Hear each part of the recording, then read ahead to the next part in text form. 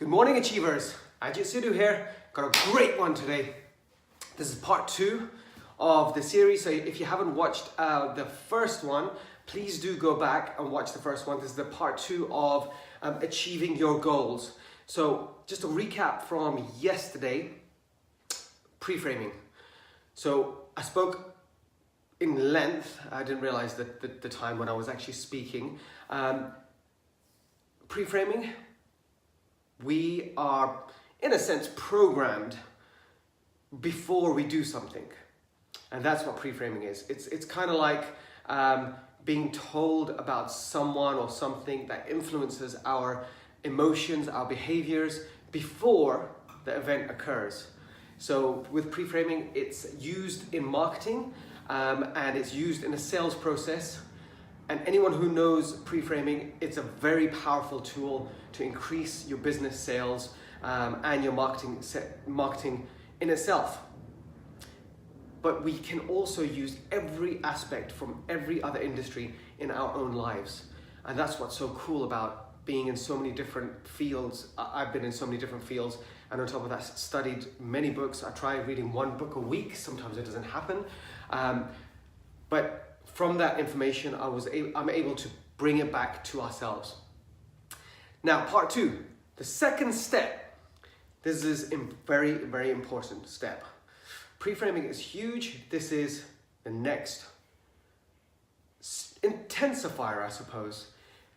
This is what and how. So it's a what and how we say to ourselves in our head, how we speak, our self-voice in our head. So now we got the pre-framing correct. Now we have to, in a sense, be a guardian of our mind. We have to be aware of what our mind is actually saying to ourselves, or what are we actually speaking to ourselves about. And 80% of our internal conversation is usually negative, surprisingly. 20% is positive, unless we train it to flip it on its head. If you're training it and you're aware, then you can flip it around, and 80% of it could be positive and 20% could be negative. Now, negativity can never be taken out. There's nothing that ever can be taken out. When people say, oh, listen, you gotta meditate and make your mind silent, it's impossible to make your mind silent. Because there's always gonna be something in your mind. Even when it's silent, there's something in your mind. We just need to be aware of that, and what we are trying to do is just be in control. Huge difference. We're not trying to remove anything. We're not trying to remove ego, or we're not trying to remove hatred, or we're not trying to remove anger. What we're trying to do is control it, because it's impossible to remove emotions. We're humans. We're not machines. So the self-talk is always going to exist in every single person. It talks the same thing over and over and over again, like a stuck record. That's what the brain does. So when they say you have X amount of thoughts in the day, the truth be told, you only have about 20 to 30 thoughts of the same thing over and over again. Even though you might have 5,000 thoughts in the day, but it's just those that are repeating over and over again, especially if someone's done something bad to you, or something that's about to occur is in your head, so you're pre-framing it. And there's a prime example. I was working out yesterday after the video of doing the pre-framing, working out, picking up my weights, pumping away. In my head, I was going over the week that's about to come. And there were certain points where I was thinking, oh my gosh, that meeting, when I have that meeting, I know exactly what's going to happen. They're going to say this, and I'm going to say this, and they're going to say this. And I just, even knowing it straight after doing the video, I was pre-framing myself, and I had to stop myself. And how was I pre-framing myself? In my head. I had my music on. The self-talk was just talking away. So once we're aware that the self-talk is going to exist, all we have to do is, we don't have to remove it. All we have to do is just control it. How do we control it? And now this is the key. This is the key that will unlock the power of the mind and how to be able to control your mind. If we can perfect this,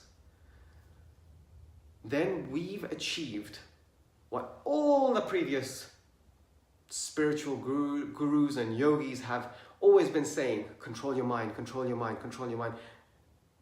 This is the key. Our self-talk, even now, whilst you're watching this, is all answers to a question that your mind has asked. You've asked yourself. So if you actually take away the layer upon layer of the onion and get down to the core of the thought, it's actually a question. And now your mind has just said, is that true? Maybe that's true. It could be true. He doesn't know what he's talking about. But the question that comes into our head that we're not aware of, the self-talk that comes along with it, stacking up all the self-talk, is basically answering a question. Just think about it for a second. Just think. What question have you asked to come and watch this video? Oh, did you do part number 1? He did do part number 1. Okay, so let's go watch part 2. Or what is Ajit doing here, talking? What's he doing in the gym with his clothes on? You know, it's all the questions that are going through your head. You might be thinking, this is a waste of time. This is a waste of time. Your brain says before that, is this a waste of time? Yes, it is a waste of time. No, it's not a waste of time. This is valuable information. That's what your brain has answered. It depends on your experiences, but it depends on how you've programmed your brain. If you haven't analyzed your brain or controlled your mind, then unfortunately the scales are tipped to the negative automatically, just because of all the TV and all the social media. It's pre-framed for negativity. The reason why it's pre-framed for negativity is because negativity sells. Imagine you're walking past a newspaper stand or a news agent, and you look down and you pick up the newspaper and you go, wow, it's going to be a beautiful sunny day with no problems today. Will you rush in to purchase this? Dig into your pocket, pull out the money, put it there, take it, start reading through? No. However, if you're walking past the same newsagent and you look down, you pick up the newspaper, and this is from last year. The beast from the east, winter is coming. Get inside. Make sure you stack up on food. You may be locked in. Whoa. Negativity, negativity, negativity, negativity. Do you rush in? Pull out the money, put it down, go outside, start reading through it. Tell your friends, go into WhatsApp, tell your family, wait, this is happening. Negativity sells. So naturally, our mind is pre-programmed. The only way that you can become aware of that is if you step away from it all, switch off the news, switch off the social media, minimize your social media. I actually did that 3 years ago, where I decided that I was going to get off all social media, and I did. I canceled my Facebook account, I canceled everything, and I called it the blackout zone, and I was only going to do it for a month. But when I did it for a month, all of a sudden, I realized what I was able to achieve when I had done that. And then I did it for another month, and another month, and another month. But now, because I'm learning a new industry, which is all about the internet, I had to come back in.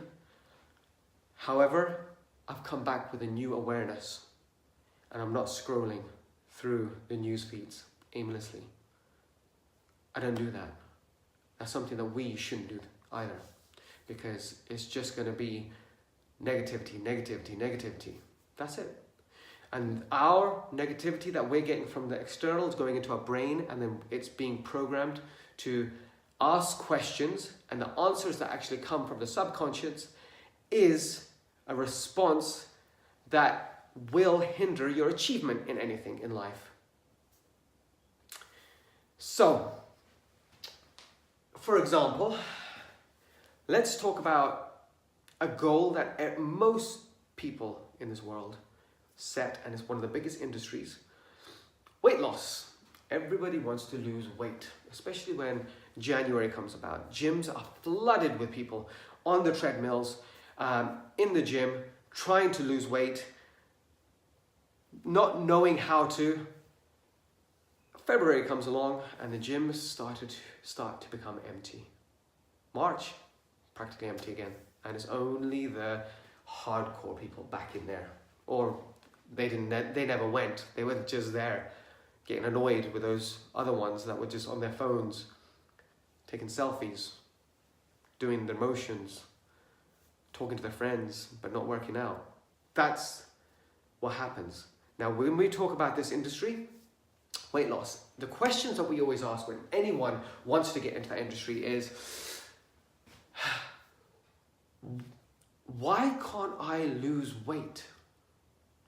So they try something and then they say, why can't I lose weight? Why do I have to be overweight? Why is that person over there so fit? It's unfair. Questions. Do I look fat in this? Another question. If we change the what to a how, just changing the word how, we can actually improve our mind. So asking a better question, you get a better result. Tony Robbins has said that. That's not mine. Ask a better question, get a better result.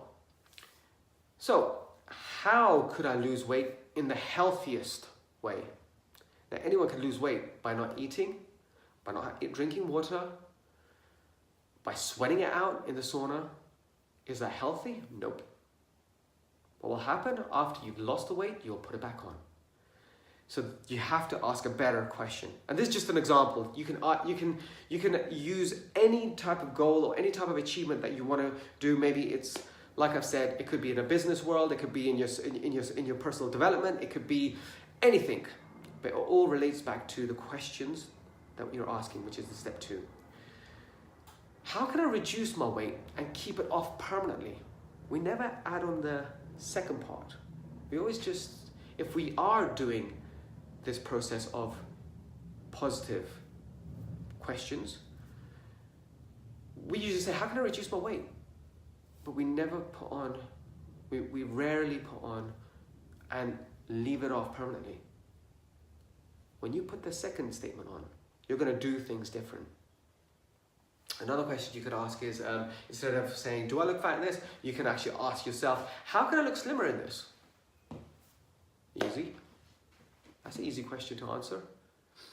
You can Google it. You can go to YouTube, check out how to actually look slimmer instantly. There's loads of videos out there. So that's one big thing about the mind. The other thing is affirmations, mental affirmations. Mental affirmations are very, very important. Now, many people have tried affirmations. Affirmations is basically repeating a statement about yourself in a positive way in the hopes to achieve something great. Now, why I said in the hopes of achieving something great is because when anyone does any type of affirmation, they completely forget the actual secret source to affirmation. Now, the secret source to affirmations is emotion. You cannot say an affirmation without emotion. If you are just saying an affirmation without emotion, it's not an actual affirmation. It's just you're reading a statement. It's not going in. The only way things actually go into your mind is when you have emotion. And that's why whenever I exercise, I rarely have music in my ears.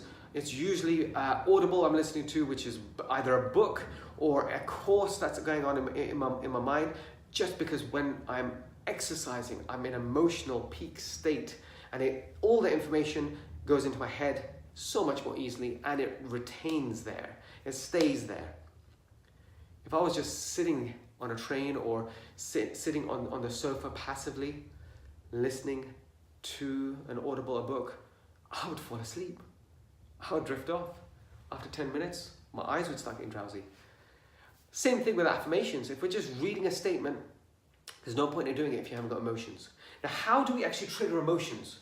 So a couple of affirmations can be, I can do it. I am the best. I execute now. So these are just 3 affirmations, but just saying it passively, I can do it. I am the best. I execute now. Doesn't make any sense. If you actually say it with passion, say, I can do this. I am the best, and I execute now. Bit different. But if you're saying it in your mind, remember this is mental affirmations, it's not verbal affirmations. If you're saying it in mental affirmations, you're reading this.